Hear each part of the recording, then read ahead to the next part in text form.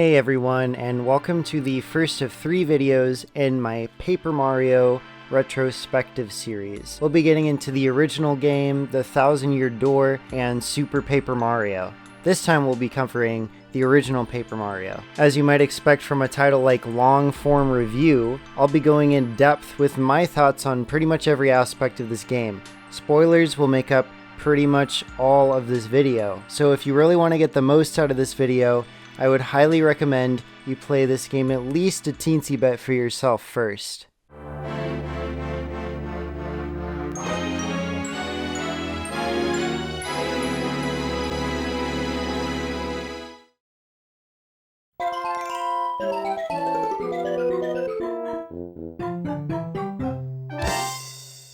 Paper Mario was released for the Nintendo 64 in 2000, right at the dawn of the new millennium, and it was later re-released on several iterations of the Virtual Console service. That's how I first experienced it. I got my grandma to drive me down to my local GameStop.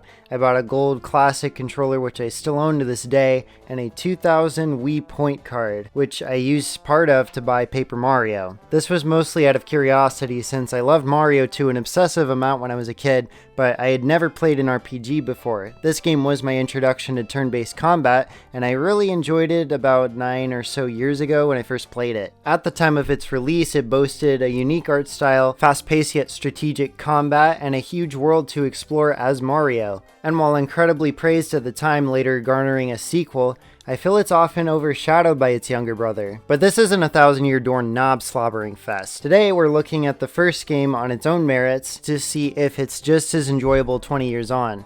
It's time for a Paper Mario long form review.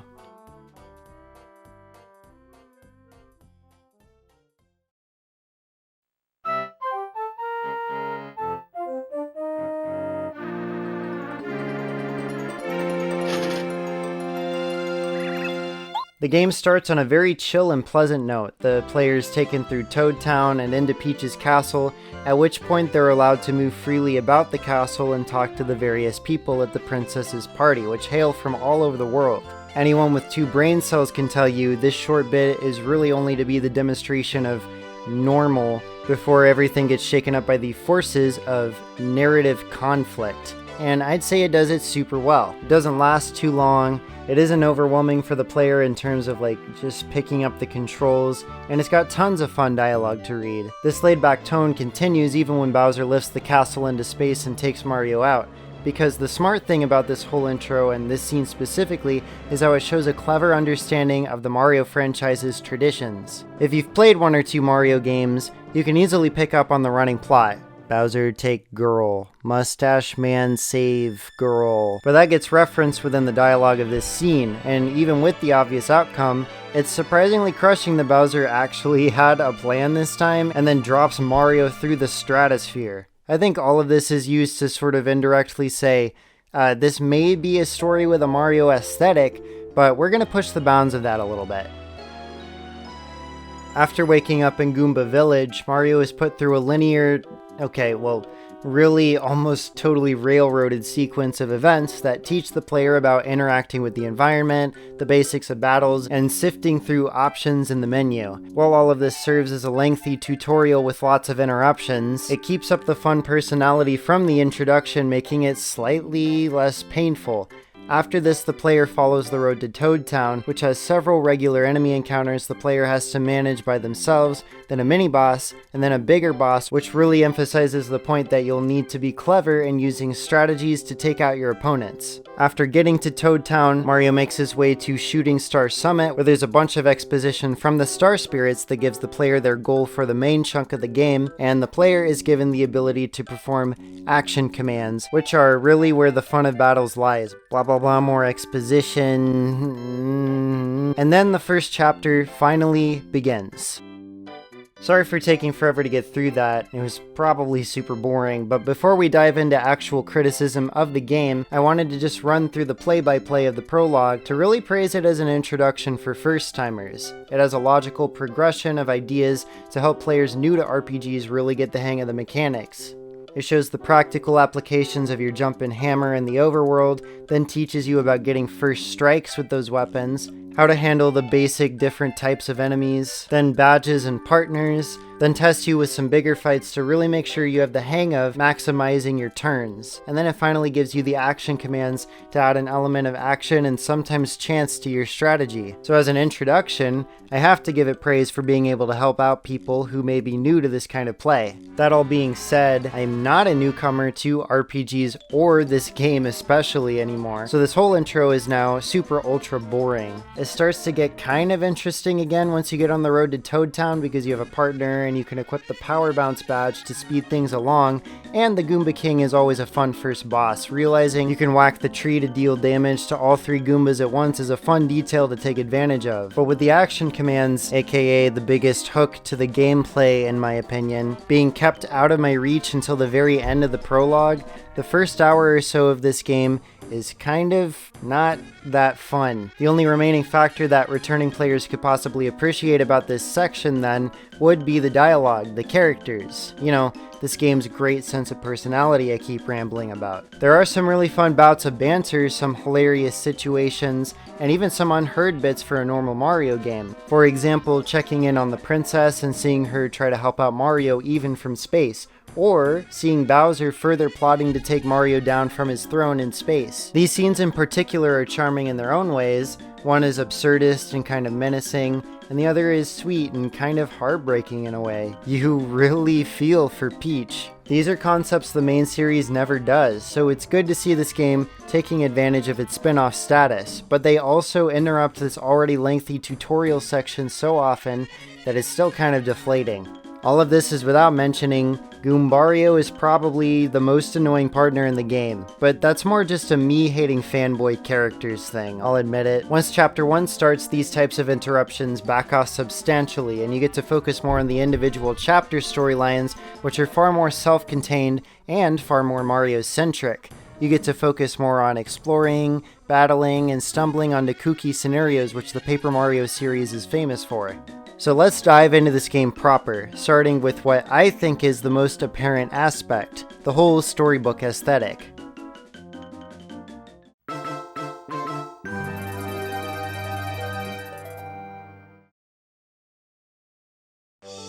This game has incredibly eye-catching art direction. The characters are all represented as 2D sprites slapped into a 3D plane and programmed to rotate on a 3D axis when they turn as well, giving the appearance that they're paper thin.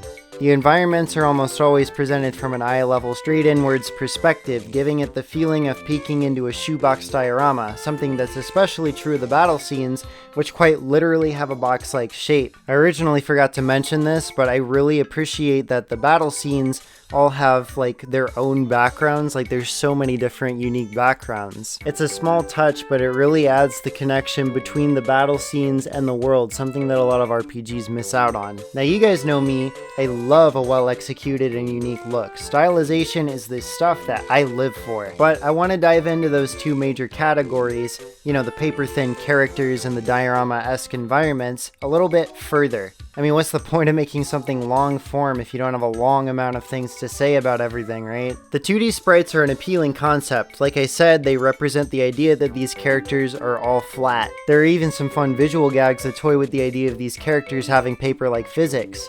It's a really cute set of little touches that I can get behind. Something we should talk about a bit though is that clearly these PNGs are at a super low resolution. They're full of jagged edges. I'm assuming that was a limitation of the N64's hardware, and while it does take some adjustment in the modern day, I will say for the most part they still look pretty good artistically. The character designs all look like unique interpretations of classic Mario characters. There's rarely any two Toads or Goombas that look alike. And despite the simplistic poses and rough little animations they all have, the movement is expressive at least. I'd even go as far to say that the stiltedness of it all makes it even more charming. You can tell the team really wanted to sell this style, and I think that effort shines through. You may have noticed that Mario and company never rotate away from the camera, the sprite always stays facing towards the camera. It's a subtle but smart move, I think. If they'd allowed him to fully rotate, this would lead to a major issue. You'd be controlling a straight line when moving upwards or downwards, which could be easy to lose track of, especially in darker areas, which would affect the player negatively, obviously. So by having Mario always facing the camera, we avoid this, also obviously, and it's just another great example of the artists working on this game, really giving it their all to make a cute look while maintaining the concise visual language the Mario series is known for. As far as the environments you'll be exploring, my biggest worry revisiting this game was that the consistent angle would get a little monotonous. While it does make the environments feel a lot closer to you, the player, I mean, for the most part you see them from the exact same view, or at least that's what I assumed would be the case. What I ended up finding was that the game often goes out of its way to present areas that are shown from unique angles or get tracked in interesting ways, kind of like a dolly shot. These environments also made quite a bit of use of depth, which would be sorely missed in a 3D game of this caliber. Basically, the camera moved around far more than I thought it would, so any worries I had about this game becoming boring to look at melted away the more I played. Something that was a semi-consistent problem for me, ironically enough, was depth perception for some reason. I'm not quite sure why, but I kept missing things with my hammer, or having to jump a million times to hit a block or get a first strike. Like, I'm not sure if it was something with the graphics or control quirks, but I kept getting psyched out, I guess. It's not anything game ruining, but it was consistent enough of an issue I thought I should bring it up.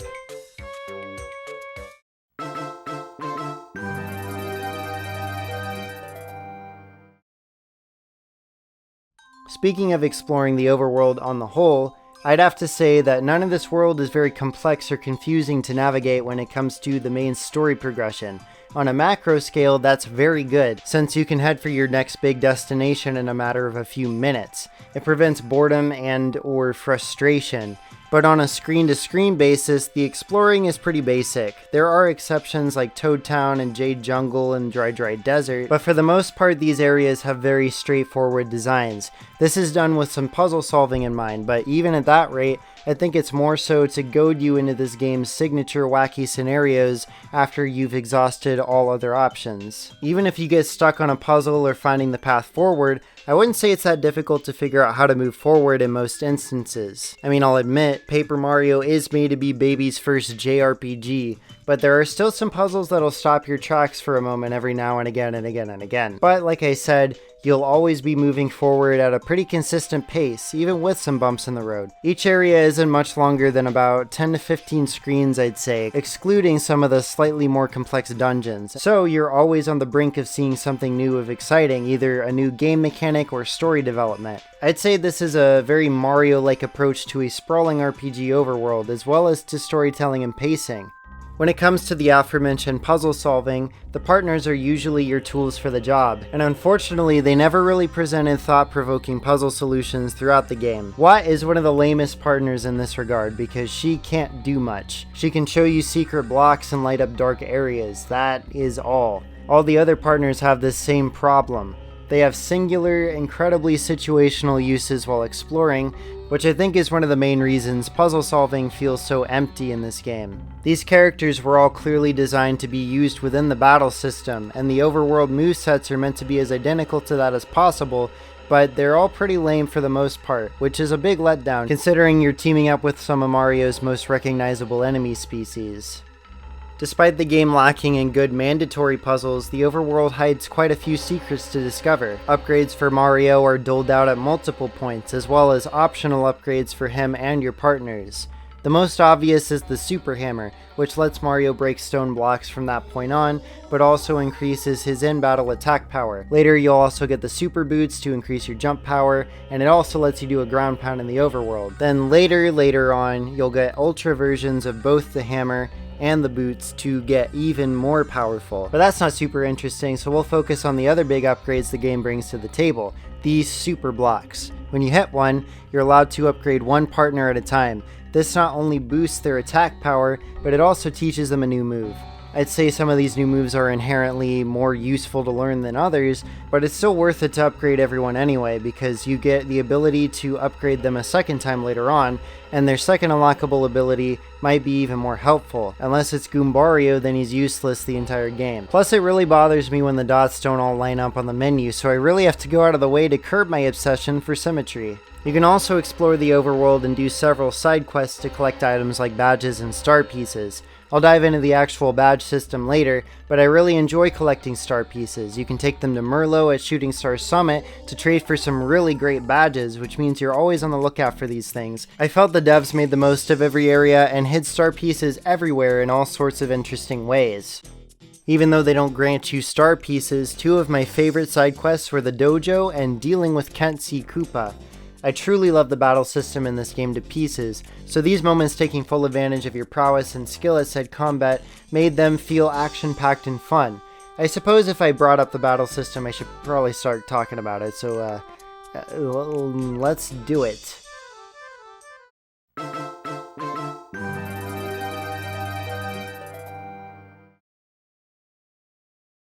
Paper Mario has a fairly simple turn-based combat system, but as you start diving in further, you can take advantage of the simplicity to pull off some seriously cool stuff. Mario is really the centerpiece of everything. He's the only one with HP or flower power, which is used for special attacks, or star power for support attacks, so you only need to manage one character's set of stats. He's also the only one who can use items. This is all on top of his jump and hammer attacks, which operate on a logical set of limitations that define which kinds of enemies you can slam at any point in time. So the battles really do revolve around Mario. It would be tempting to assume that the partners are meant to simply fill a support role for the portly plumber, and with some of their special moves that does apply, but they're all just as capable of some major league offense. In fact, they often make fights more manageable since you can dish out the pain with them but also use an item to keep Mario alive in the same turn if need be.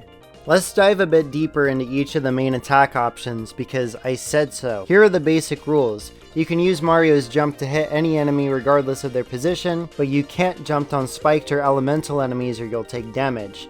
To balance this out, the hammer can take out these types of enemies, but can only hit whoever's on the ground and in front. The same can be said for any basic partner attacks that fill the same roles.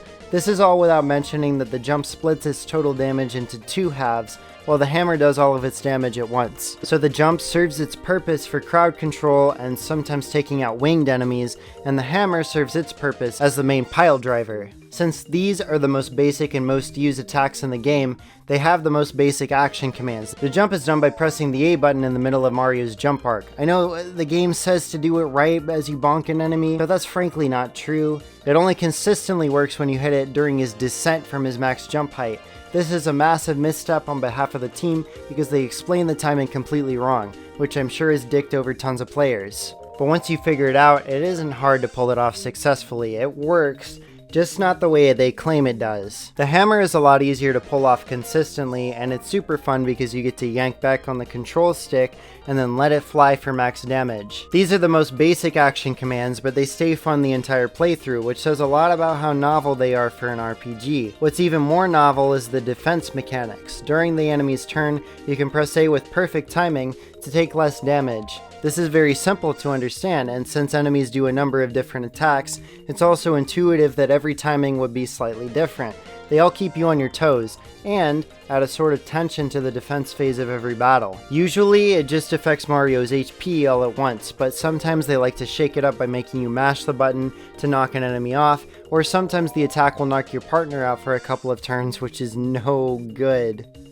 Each of the partners have up to 4 moves, which highlight each of their different roles. They're balanced to serve a different main purpose in the battles. Goombario's is pretty obvious. As the first partner, his head bonk is functionally identical to Mario's jump, giving the player more time to practice the jump action command, and he also has the tattle move. This allows the player to see the enemy's HP and to get some strats on them, which is helpful in the early game, but then later you can just buy the peekaboo badge and skip tattling altogether. Goombario is a good first partner for a number of reasons, but by the latter half of the game he's pretty much totally useless. I never liked him anyway, so good riddance. The rest of the partner's uses don't take nearly as long to explain. Cooper can sling his shell, which has the same sort of use as the hammer, but his special move allows him to attack every enemy on the ground. Bombat has multiple special moves that keep building as more and more powerful explosions. At first she can only explode one enemy, but then she can explode all the enemies on the ground, and then she can straight up explode all enemies in the battle. It's a nice little progression. Parakarry is a flying partner, which means he essentially does Mario's jump, but he's still useful throughout the whole game since he can knock enemies off the ceiling, which no one else can reach. Bao is my personal favorite. I just like her really pouty design, but she specializes in doing a bunch of small attacks, which means she's offensively useless if the enemy has any defense. She can still help play defense by making Mario fully transparent during the enemy's turn. This is a pretty overpowered technique, but it's brilliantly balanced out by it taking up Bao's next turn, so you need to use it only when absolutely necessary. Why isn't my favorite character out of the bunch, but she's an S-tier partner, for lack of a better term, because she can pierce defense and do her max damage to pretty much any normally statused enemy. She can furthermore use special moves to paralyze one or all enemies? Like, geez, slow down, kid. She can even power up your attack for a few turns, so yeah, Why is overall super helpful in battle, to the point where I literally only used her during the final boss of the game, so yeah, keep her around. That's not to say Sushi or Lackluster are bad at all, but they're essentially useless after their respective boss fights. At least they can still be used for upping Mario's defense and for some effective crowd control respectively. Darn it, I should have said cloud control. The moment's over. Each of these special partner moves have some of the most fun and challenging action commands in the game. Bombat has you mash A to maximize her explosion power, Bao has you repeatedly slam the stick back, White has you hold A and release it at the exact right moment, missing it means you only do 1 damage, so breaking the enemy's defense stat feels earned. And Sushi's Tidal Wave move has you press random button combinations to drown enemies. These are always super tough to nail perfectly, but they're super fun and rewarding to pull off. At first, taking advantage of each partner's special skills can be tough to manage, since at first it takes a turn to switch partners if you need to, and if you need the partner that you already need out for a majority of cases but can't use them in the moment, you're pretty much forced to use the do nothing strategy, which feels really dirty and wasteful, but once you get the quick change badge, you have the entire spectrum of partner moves to use pretty much at will, which means you can fully use their situational uses to your advantage. Speaking of the quick change badge, badges. Badge time. Badges can be equipped in the menu. They're basically like custom little perks or special moves. There are badges that let Mario charge his hammer for extra damage. There's one that lets him do a stomp that dazes enemies. There's one that lets you charge star energy faster. Just real helpful moves in battle. There's even one that let you find secrets in the overworld or collect more coins during battle. Or you could find one that makes Mario unable to run. Basically, there's a lot of badges and they're super fun to find and toy around with. They're well balanced by requiring a certain amount of badge points, so it's important to level those up as well as your HP and FP, since you can only choose one of the 3 at every level up. It's obviously a lot more appealing to pick either HP or FP since they're the most immediately helpful to you, but putting some more into badge points every once in a while will help you build the most helpful loadout you can. The only other major component of battles to talk about is star power. It's got its own meter and it charges on its own, so these are basically Mario's support attacks. The first one heals some HP and FP, and later on the 5th one heals 20 HP, which is way more helpful in the latter half, as you could probably guess. The 3rd one is a crowd control move that does 7 damage to all enemies. This is enough to knock out or severely damage mid-game enemies, which is super helpful. The rest are mostly just status effect inflictors, sleep, freezing in time, lowering attack power, and just winning the fight with 0 star points granted. Since I like to usually attack first and think later, most of these moves go with very little use. They don't have any action commands associated with them either, which is a real shame. This could have made the status effects feel more powerful than they currently do, since they just sort of happen as they are now. Plus, each of the Star Spirits could have had mini-games that reflect their character or their move a little bit more. You could have had to hit a stopwatch with good timing, or tap the A button to the beat of a jingle to really lull the enemies to sleep, or some other ideas. I really have to praise the battle system for keeping its basics simple all the way through to the end. Like I said, the only number management you really have to do is Mario's 3 stats and taking down the enemies. But it keeps all of this already simple tactics juggling so simple for one equally simple reason: the low numbers. In order to demonstrate spectacle and make things seem big and impressive, other RPGs use enormous numbers for HP and attacks. It is impressive to watch, but it can make things difficult to follow when you're trying to effectively strategize. Paper Mario keeps numbers as small and consistent as possible and balances it all out perfectly. Mario's default attacks do 6 damage by the end of the game, and most of his partners are around the same range when fully upgraded. With that range in mind, a single attack on an enemy can tell you how much defense they have because your attacks usually always do 6 damage. Special attacks, badge points, and damage amounts are all kept at these lower numbers, which means it's easier to tell when you're hitting hard, getting hit hard, and how to plan around that. Everything about this battle system is exactly what I love about the ideas turn-based combat usually presents. Even all these years later, having played multiple other RPGs, Paper Mario still sticks out by using its inherent simplicity to constantly surprise and challenge the player in wild and crazy ways. And I'm stoked to be able to say that 20 years after it came out, Paper Mario's combat still stacks up. Being pretty much the game's whole crux, it's really good that this game still sticks the landing. That being said, it's not entirely flawless, it doesn't get to run away scotch-free. Usually the way the leveling up works is every time you earn 100 star points, you get to upgrade one of the 3 main stats, HP, FP, and BP. It's another way to keep traditional RPG mechanics nice and simple. In most other RPGs, probably gonna hear that a lot in this video, you probably already heard it a billion times, the total XP needed to level up rises while the number of XP any enemy type gives stays the same. In Paper Mario, enemies give less and less XP over time as you level up. There's nothing inherently wrong with any of this, as it prevents the player from grinding in most instances, although this one tree in Chapter 6 did help me get a couple extra levels pretty fast. It is a little annoying that at a certain point some enemies just don't give any star points, so areas that have only low-level encounters like Goomba Village or the entire sewer system for some reason, they become pointless to revisit or battle through unless it's 100% required.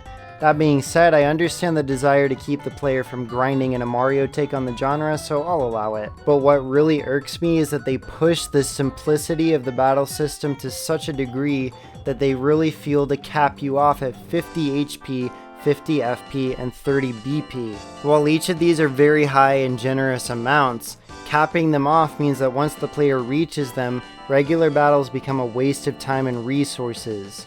I hit the level caps for HP and FP during the last chapter, and while I still had room to funnel experience into my badge points, I had a pretty good loadout that I was satisfied with, so I ran from battles over and over again, unless the enemy was required to be or was getting in the way of a puzzle. If I'd run into this problem at any earlier point, my interest in the game would have slapped into the wall of major burnout, that's for darn sure. Fortunately, because of the lack of grinding, it's super unlikely that that would happen on any playthrough, especially a casual one. So while it was really discouraging to hit a cap at all, at least I hit it right before the last stretch of boss fights.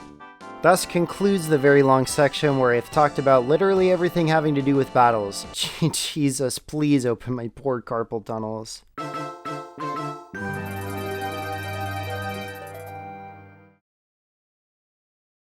Even though this game does have its overarching narrative about saving the Star Spirits to take down Bowser and save Princess Peach, Mario gets himself into 7 specific misadventures in order to save said MacGuffins. I want to go over each of these one by one now, which means I'll be spoiling pretty much everything about them. So if for some reason you're still watching this video despite having not played through this game, you're going to want to stop here. So here's your obligatory pause. Alright, let's do it.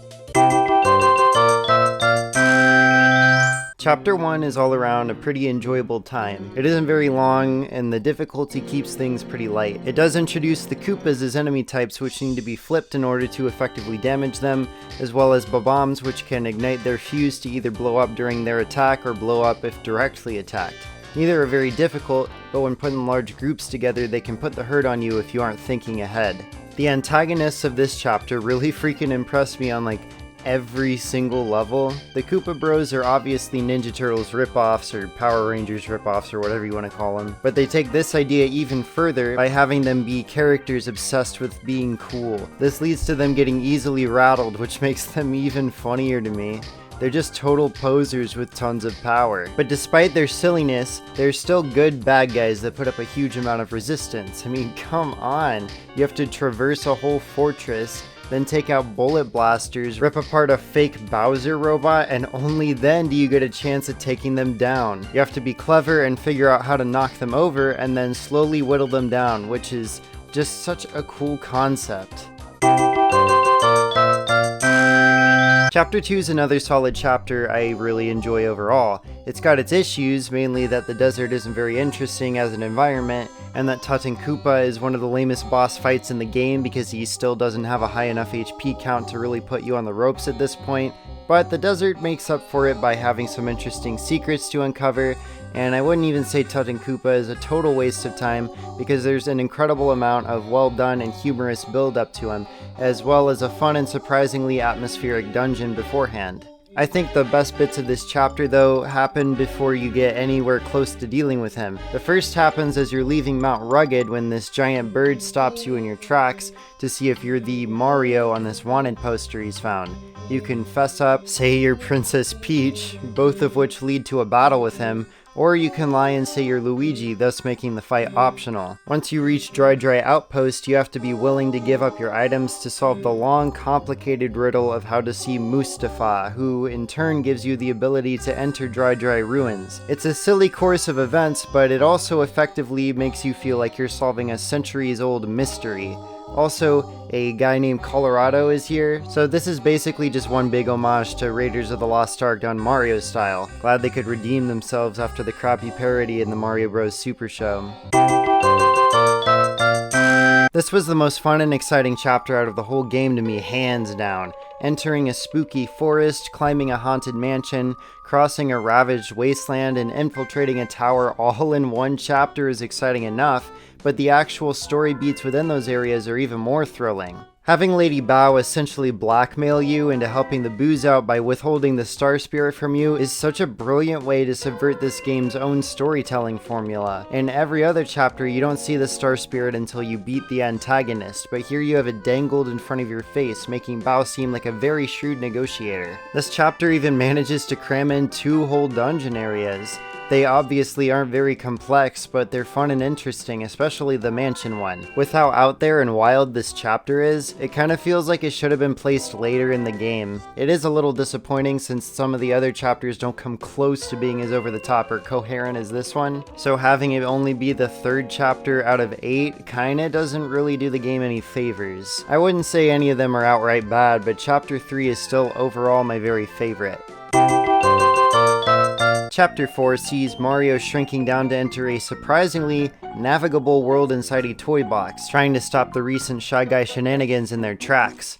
Throughout the chapter, you'll hit several roadblocks at each of the 4 train stations, the first being that the entire train is missing. Each station follows a pattern of having you follow a trail to find an item that's been stolen from someone in Toad Town, so you'll return the item to its Toad owner and find a way to progress to the next station. This does get a little monotonous because for some reason you can only exit the toy box from Blue Station when you'll be finding the majority of these items in the other stations. I mean, it's not a huge deal because you only have to sit through a short cutscene a few times to get back there, but I feel like if you could leap back to town from all 4 stations, it would make this chapter feel a lot more natural, more streamlined.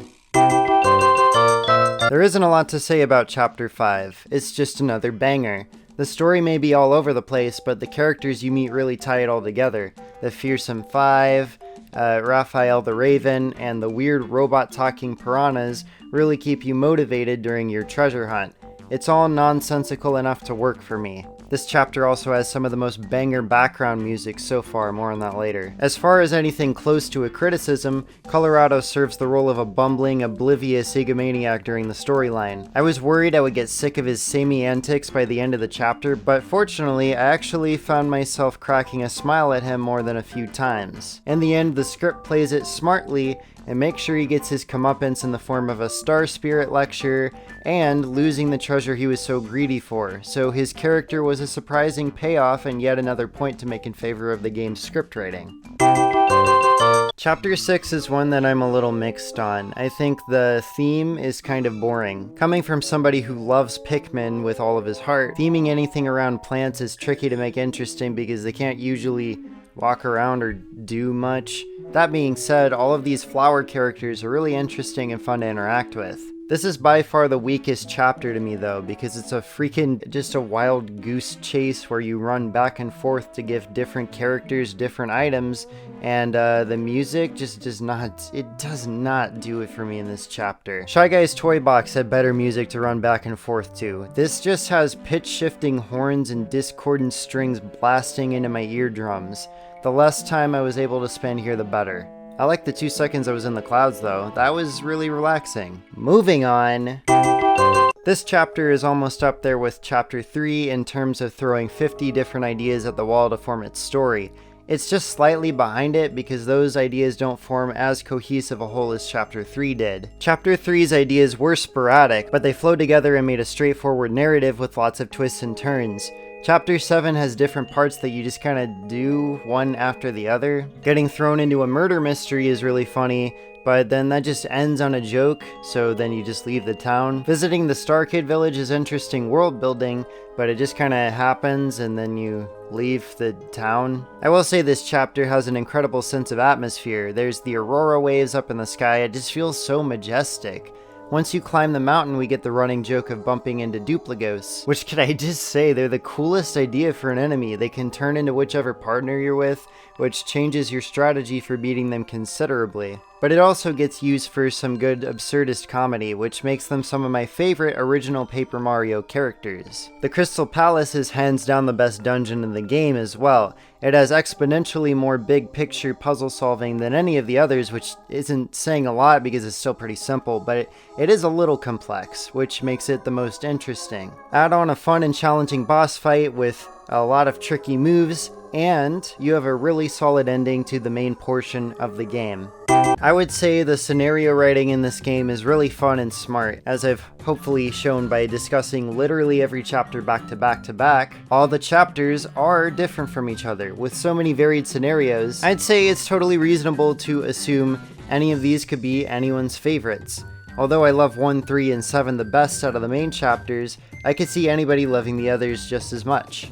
The scenario writing also stays strong during the Princess Peach interludes. In between chapters, we continue to check in with the princess as she sneaks out of her room and gets some intel for Mario. This endears us to Peach and Twink as characters and allows for more interesting ideas. Some sections are more open-ended than others, and during the ones where you can explore the castle, you can collect badges and items and then put them in this box. Mario can collect these with an identical box back in Toad Town. It's a genius way to make these Peach sections have an impact not only on the game's plot, but also the game's progression, since you can collect some pretty useful items for Mario. But the main draw of these sections is obviously the various wacky hijinks Peach winds up in. You stick your nose in Bowser's super embarrassing secret diary. You can lie to Kammy Koopa about what Mario hates, which can get you some nice items or tough battles during Chapter 4. You have to bake a cake for Gourmet Guy, who is one of the funniest dudes in the game. You participate in a whole quiz show, and then you get to sneak around using a form-changing parasol from said game show. Peach may be a damsel once again, but this time she is definitely not in distress, and I think that's the best way to handle her character.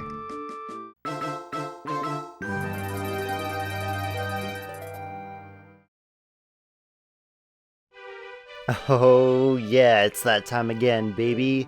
Paper Mario has a pretty okay soundtrack, and I know I'm going to absolutely mess this woman's name up, but it was composed by semi-veteran Yuka Tsujioko, I guess, who had previously worked on a bunch of Fire Emblem games. She also had Taishi Sinda work alongside her. I have no clue who composed which track specifically, but that doesn't matter to me. Here's my overall opinion on the soundtrack. Although it is a Mario game, which brings with it the classic upbeat, catchy style of music you'd come to expect, the soundtrack isn't as great as some others in the franchise. I think a lot of the compressed synths can be grating on the ears, like with Chapter 6, and it sometimes really feels like a very hollow mix. I guess what bothers me about it is instead of using synths but engineering them in a way that provides the illusion that you're hearing real instruments, it feels more like somebody sat down with GarageBand. That being said, when it works, it really works, and it still provides yet another bevy of bops into the Mario music pantheon.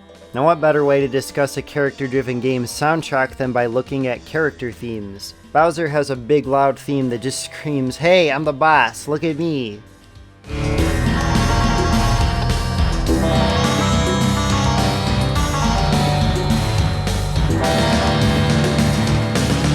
Meanwhile, Peach has this sound of being cute, delicate, and a little lonely, but it's still determined.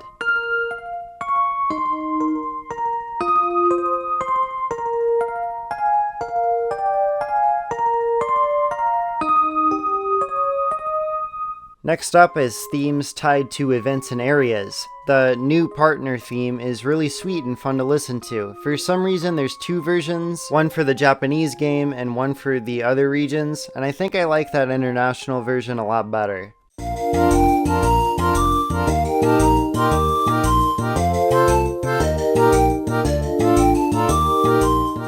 Then specific areas have their super bouncy and pleasant themes.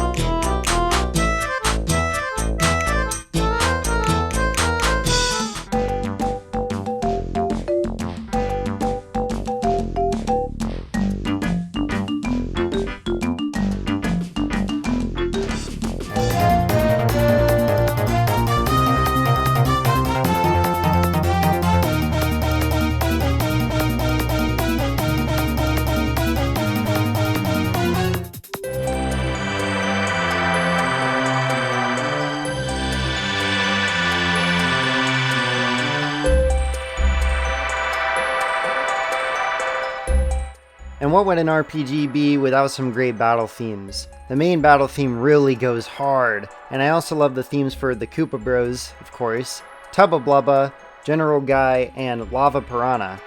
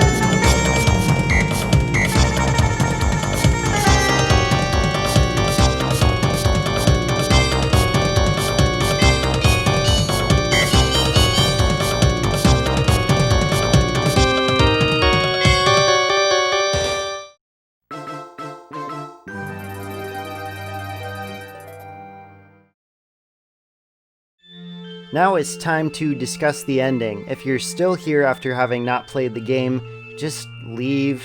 Just go play it. Rising to Starhaven is such a hype moment. Getting the tools to finally take down Bowser, and then blasting through the sky towards his castle as the people below wish on what they think is a shooting star. It's so motivational heading into the ending. And then the invasion starts. You slowly break through the castle, which has multiple parts.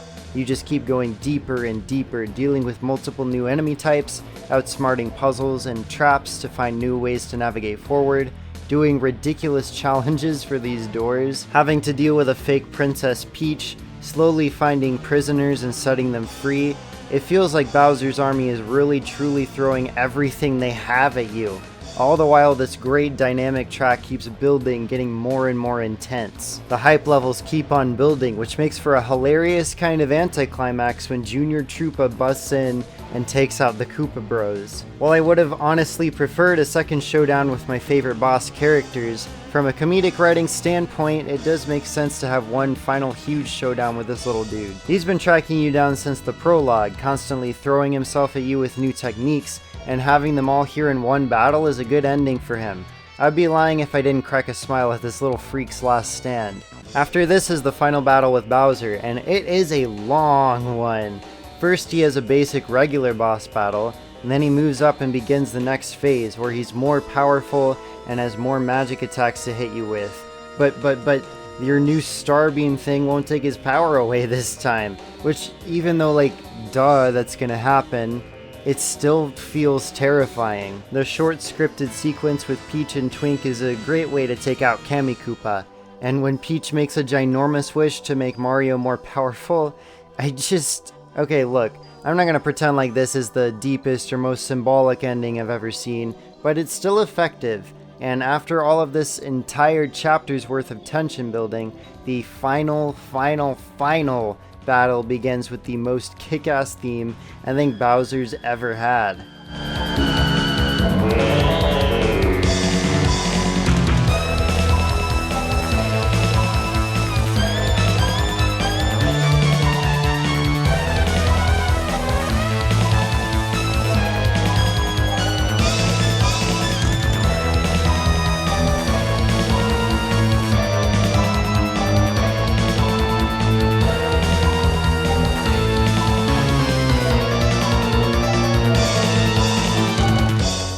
As soon as it hits, you just know it's time to take on the hardest fight in the whole game. Bowser has moves that can take your jump or hammer away if you don't block them, a poisoning attack, his heavy-hitting fire breath. He can heal himself 30 HP up to 3 times, making this a tense test of endurance. And he can use this wave thing to knock out your partner. And on top of all of that, he can still make himself invincible, but you're ready for him. Even though I've done this fight several times and came with the best recovery items, it can still keep you on edge with how tough Bowser can hit you. But once it's over, it feels so good to have saved the world. The epilogue of this game is a lengthy one, showing us what all our former allies are up to. There's a nice ending segment at the castle where everything feels super fuzzy because it's all back to normal, and everyone all over the world can feel safe and happy again. The credits have everybody march in a parade, which is a great way to show the variety of people you've stumbled across, and triple drives home the scale of the adventure you've just tackled. It's one of my favorite credit sequences ever for that reason, and I really wish more games would do things like this. It sticks out even to this day among an ocean of black screens and screenshots.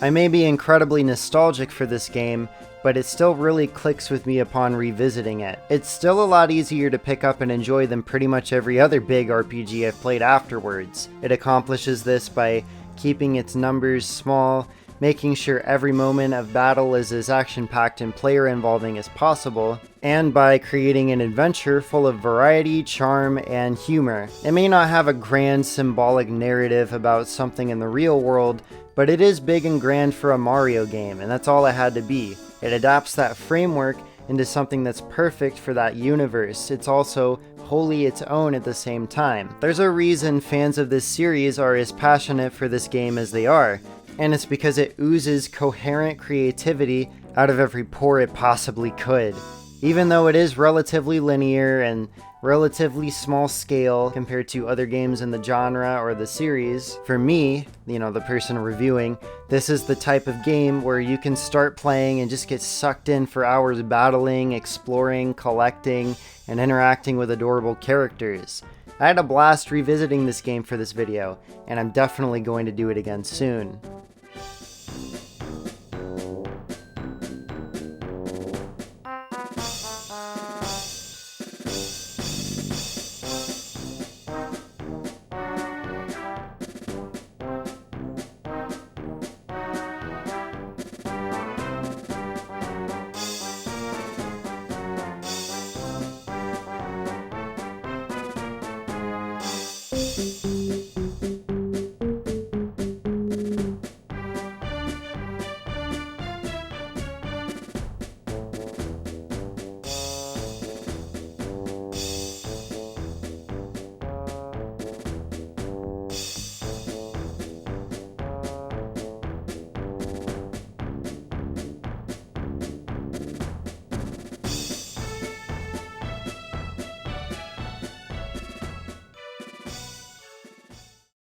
Join me in part 2 of this retrospective series where we'll be talking about Paper Mario: The Thousand Year Door.